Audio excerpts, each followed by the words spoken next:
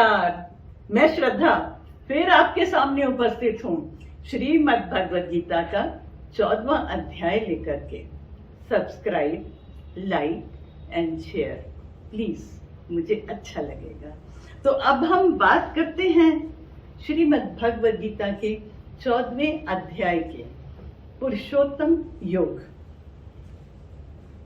भगवान श्री कृष्ण कहते हैं, हे अर्जुन, अब मैं तुम्हें वो उत्तम ज्ञान दूंगा जिसको पाकर के ऋषि मुनियों को मुक्ति मिली और सिद्धि मिली है।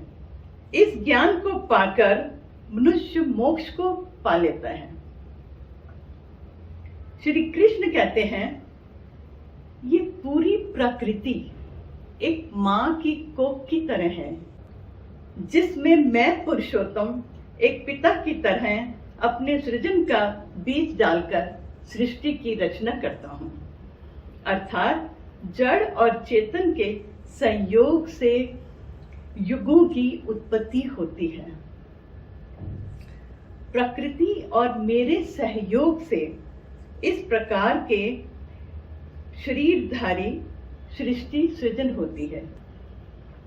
हे निष्पाप, मानव शरीर में प्रकृति के ये 3 गुण हैं, सत्वगुण, रजोगुण और तमोगुण, जिसमें अविनाशी यानी कभी ना नष्ट होने वाली जीव आत्मा मेरा अंश है। सत्वगुण वो पवित्र और बुराइयों के बिना है। रजोगुण जो मनुष्य को कामना, मोह, अटैचमेंट, कर्मों और फल की इच्छा में बांध देता है।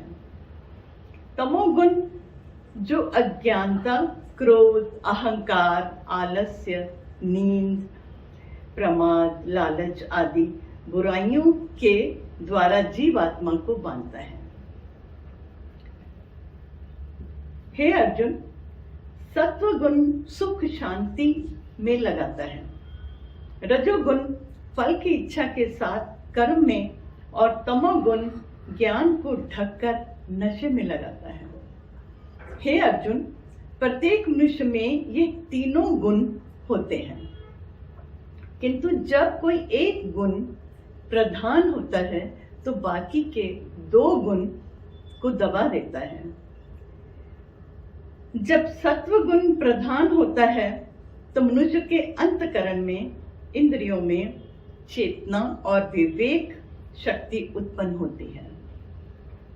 जब रजोगुण प्रधान होता है तो मनुष्य की लोभ, स्वार्थ बुद्धि, सकाम भाव से कर्म करना, अशांति और विषय भोग की लालसा उत्पन्न होती है।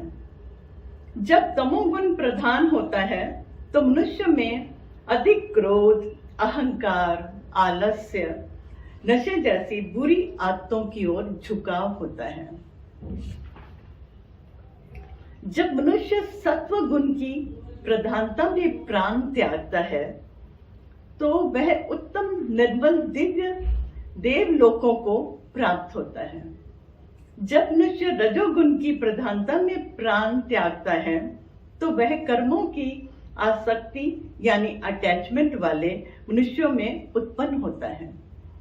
तमोगुण की प्रधानता में प्राण त्यागता है तो वो मनुष्य कीट, पशु आदि मूल प्रकार के जन्मों में उत्पन्न होता है।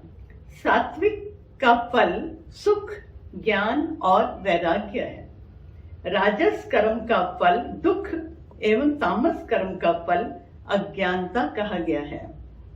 जो व्यक्ति इन तीनों गुणों से परे होकर मुझ परमात्मा को अपने मन को स्थिर करते हुए मुझे कर्ता मानते हैं, वो सब दुखों से मुक्त होकर मुझे प्राप्त होते हैं। और अब मेरे इस अध्याय के अनुभव। इस अध्याय के पाठ से घर में सात्विक विचार, सात्विक भोजन, सात्विक वाणी सब अपने आप होने लगता है। और दूसरा, जैसे जैसे हम मैच्योर होते हैं, अपनी बहुत सारी गलतियों का एहसास होने लगता है जो हम कर चुके हैं। और हम सबके साथ ऐसा होता है कि कुछ गलतियां हमारी ऐसी होती हैं जो हम किसी से शेयर नहीं कर सकते या करना नहीं चाहते हैं। वो गलतियों को हम अपने ईश्वर के सामने स्वीकार करते हैं, एक्सेप्ट करते हैं, अपना क्षमा प्रार्थना करते हैं, दोबारा नहीं करने का संकल्प लेते हैं। इस तरह से बहुत हल्का महसूस करते हैं और बहुत प्रसन्नचित हो जाते हैं। इसलिए तो मैं कहती हूँ कि श्री कृष्ण ही सत्य चित आनंद है।